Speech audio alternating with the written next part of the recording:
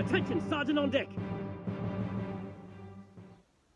Hi Star Wars fans, my name is Daniel and you're watching the Rogue Clone Trooper channel. Today I'm going to talk about my new clone helmet from SHProps. For most of you who've been subscribed to my channel and following the different builds that I do, will probably remember that late last year, just before I sent my clone armor off to be passed by the 501st and the Rebel Legion, I built this guy, which was my DW design rescue helmet that was heavily damaged and I fixed up. If you haven't seen that video, go check out my other videos and you'll find it there, and you'll see how I took a very heavily damaged helmet and built it into this wonderful beast. Now, my only problem with this helmet was, as you can see, it is quite a large helmet, and once I put it on, it basically goes right down to my shoulders, and I have I have very limited range of movement in it. And the first troop I wore it on, I had some problems, basically. One of those is that I couldn't move. I couldn't see, and we were inside in a cinema doing promotion for, at that time, the Rise of the Skywalkers, and it became pretty dangerous because even though we had spotters and helpers to keep us moving around and stop us from walking too much dangers, I couldn't move my head, literally, because it was just sitting straight on top of my armor and I had no mobility to lift my head up or down, very little to move side to side. And I quickly realized how much I love this helmet, that for trooping it was a literal disaster, because I have a pretty small head. I'm not a very large guy. I'm actually 6 foot, but I actually have a very small head. So I find most helmets and hats too big for me. And this helmet was designed for, unfortunately, larger people than myself, which meant I had a problem. I do like wearing my Hasbro converted helmet, which is the one here behind me. Again, if you want to see how I converted this, check out my other videos. You'll see how it got to this state that it's in at the moment. And I love wearing this because it fits my head perfectly and I have great movement in it. Now, the only problem is I can't wear this on troops because the 501st and the Rebel Legion do not see it as an official helmet because it was originally a child's helmet. So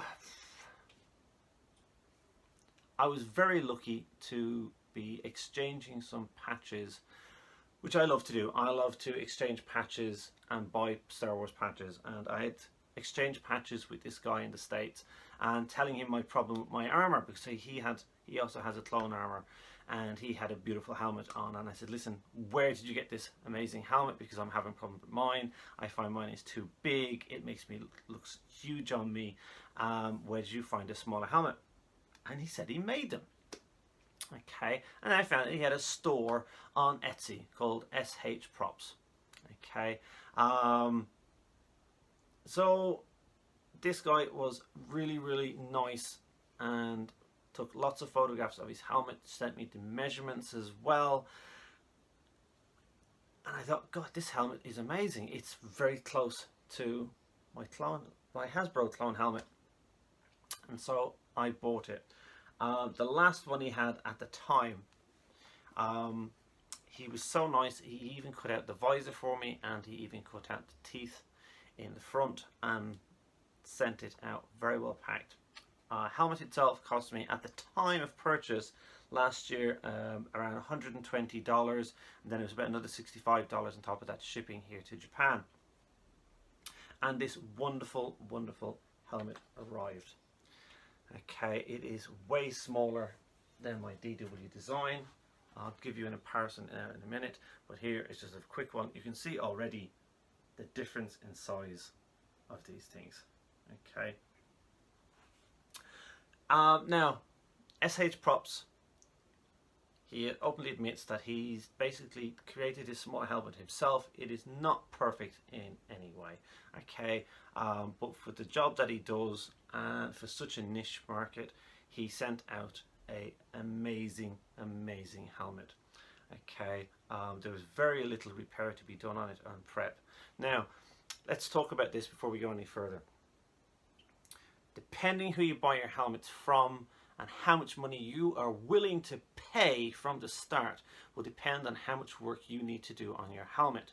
Okay, there are some great prop guys out there. Sanitized Creations is one of them, and there's lots of other ones, and you will spend a fortune on a helmet, and what will arrive is an amazing quality helmet with very little prepping to be done on it and a dream to work on, but you pay for that. Okay, some of these companies will even paint it for you and ship you out the fully finished helmet, and you're looking at spending, let's be honest, anywhere between $500 and $600, okay, if not more, depending on the helmet and the quality you're going to get. Okay, so for what SHProps charge you for and what they send you out is a really good quality helmet. Okay, there was a few little pinhole pieces that needed to be filled up from the actual casting. The only thing that I did have, and he admitted this from the very beginning, and this is one thing I must state, that SHProps tell you everything before you purchase it and even it arrives, so you're not going to get any shocks. I did not get any shocks when this arrived. He had warned me that there was a little hole here at the back which he tried to fill in, and he left it for me to do the rest of the finishing on it. It was very easy patch job done with some liquid UV resin. Literally it was done within 5-10 minutes. The back piece needed to be redone a little bit, but then again, as you installing a light, as I did with this one, you didn't affect it at all, because it just needed to be, hang on. As you can see, we installed the light into this one. That didn't bother me at all because I needed to build up around the light piece anyway, so that turned out really good.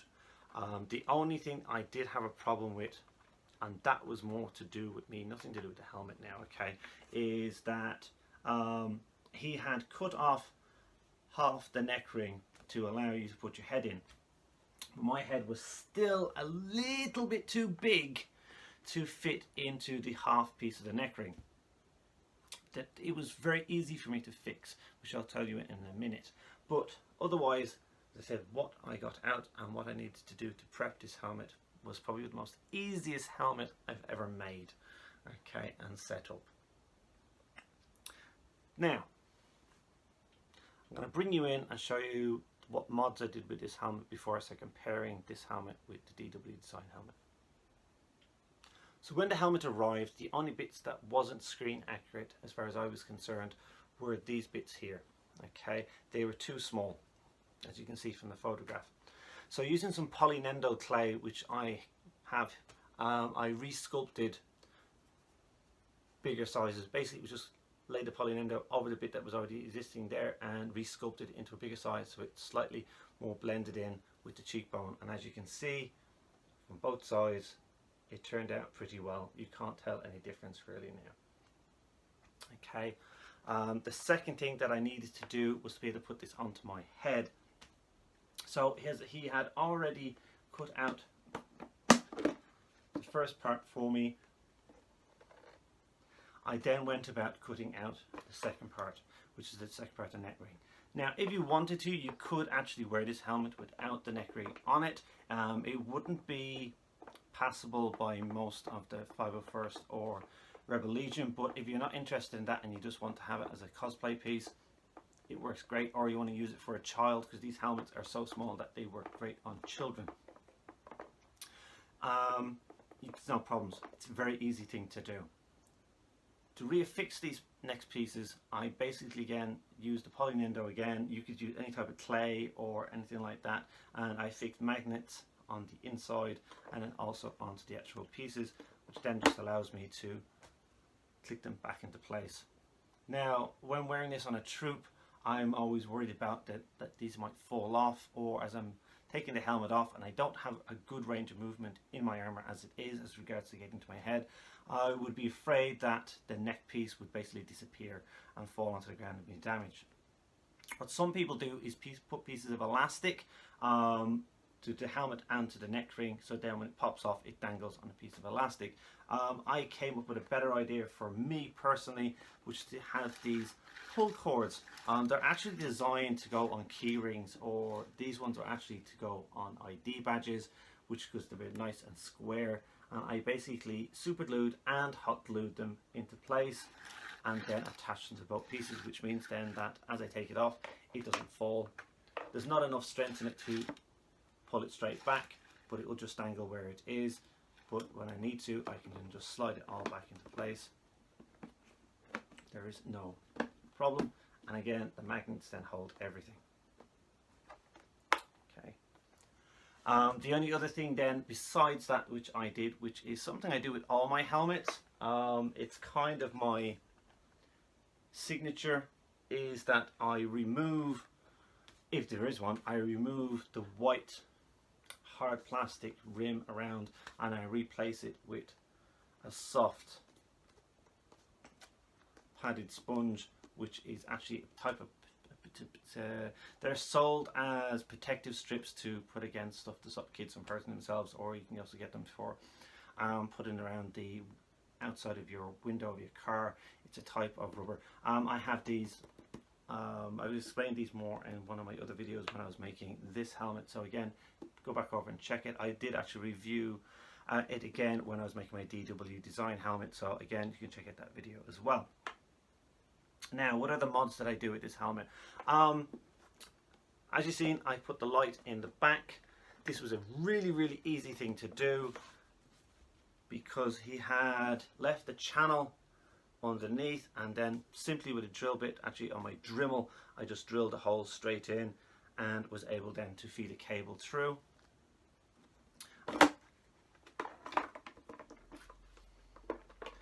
This is the inside of my helmet without the padding. At the bottom there you can see the battery which I use for my fan, and there's my fan there. This is the same fan that I used in my DW design helmet. Again, if you want to see how I installed this and what type of fan it is, you can find a video on helmet fans in my video feeds. And you can also see there then my microphone for my speaker. Again, if you want to know about that, check out my other videos. All this means that this helmet is really nice and compact, where I have a good airflow, I have a sound system, and now I have the official light at the back as well. The visor that I used, actually SHProps did send me out a visor with this. At the time that he sent it, he apologized because he didn't have any of the dark opaque ones left, but he did send me one in dark green. I did not use that one because it wouldn't be the right color for my helmet, but I did use it as a template to make this one. Again, from my other videos you'll find out what this is. It is really just a opaque sheet of basically ABS plastic that we can get here in Japan in the stationery stores for children. They put it behind the pages of their copybooks when they're writing to stop the print to go through to the next page. They come in all different colors: red, green, blue, clear and opaque. I picked up a few of the opaque ones in basically B5 size, which is perfect for the size of my helmet. So if you wanted a bigger size, you can actually get up to A4 and you might get more than one visor out of it. It's a nice flexible plastic. If you do flex it too much, it will crack, but it's very easy to see through and very easy to work with. And again, basically I just taped it into place and hot glued it down, which does mean that later on, if I need to replace this visor, I can just use the hot gun again to soften up that hot glue, pop it off and then replace it with a new one. So let's have a look at the actual size difference between this helmet and the DW design helmet. Right, from the very start you can see the height difference between the SHProps helmet and the DW design helmet. And this was one of the big issues that I was having, that even once I put the brown of the black line there together, you can see the depth difference between the DW design helmet and the SHProp, which this was the problem I had, was suddenly this was sitting on my shoulders and just way too long. If I put more padding into the top of the helmet to actually raise it, then my other problem was that my eyes ended up down here and I could not see out of the helmet at all. Again, from the side view, you can see the massive difference in the size of helmets. This literally looks like a child's helmet compared to this one.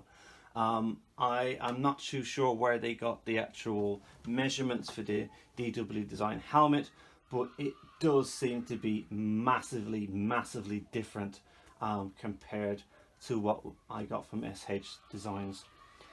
Because this helmet is so long, you can see the difference in the width between these two parts. Now that is the only other difference as well. Both on the Hasbro helmet and the DW Design helmet, there is an extra panel here which is missing from here. As I said, these were redesigned by the person himself in SH Designs, and maybe this was something that he lost when he redid the sizing. But otherwise, the definition in this part here is way better than the DW Design one. I find that actually the shape and strength of the fin is also way better as well. Now this is my Hasbro helmet which I redesigned, and again you can see some major differences in sizes. I do love this helmet, it fits me really nicely, but as you can see that the SHProps helmet is even slightly smaller than the Hasbro helmet. One of the major complaints that a lot of people give on the Hasbro helmet, even after they converted it, is the actual angle of this part of here at the back. They say it's not screen accurate, and they often give out about that. As you can see, this has been clearly fixed in the SHProps helmet, as it is a complete flush straight down design and really looks perfect compared to the Hasbro helmet. Again, looking at the back, you can see that this part here is way more defined than the Hasbro one, but this piece here is a little bit nicer designed, but again, it's not as clearly designed as this one. I do like the look of this, and here you can actually see the cheek marks at the back of the helmet that give it that kind of like bulged out look at the back, which is not accurate to the movies. Before I carry on, somebody might ask me questions about my binoculars on my Hasbro helmet. I made these myself out of styrene card and some EVA foam.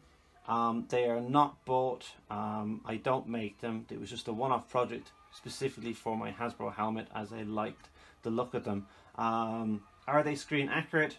They were never seen in the movies, so really they're as accurate as I can make them from designs that I've got off the internet. I did go to buy a pair to go on the helmet, and they were looking for literally the same price as I paid for this helmet, over $130, $140 before even shipping, and I thought that was just way too much price for a 3D printed pair of binoculars to go on my helmet. So I thought I could do a better job, and I did. So that's why my helmet has these. And there you have it. This is my helmet. I'm using my external speaker at the moment to talk to you by, using the microphone in the helmet. I got my fan going. I have no problems of view. I can see from about here on this side and here on this side. I can see right down to here below the screen. As you can see, I have a neck. I can turn my head up and down. I can interact with people. There's no problems whatsoever. And I really love this helmet. It is really great. I can't wait to use it on my next trip. I won't lie to you, my nose is pressed right up to the glass, but then again, I have a pretty big nose compared to most people, so that's nothing new. Even in most of my other helmets, I've got a nose problem. Even with my DW Design, as big as this monster is, my nose again presses right up against the glass. It's a problem I have with most of the Star Wars helmets, that my nose will literally press up against the glass, so that's nothing surprising. But I hope you like this video. Please like and subscribe. I hope if you're looking for a smaller helmet to fit your head, because you're one of these guys that has small heads, or you're just looking for a lovely clone helmet to do it for your child who wants to be a clone, again, go over to Etsy and check out SHProps. Drop him a line. He's got these amazing helmets. Thanks for watching, and as always, remember, may the Force be with you.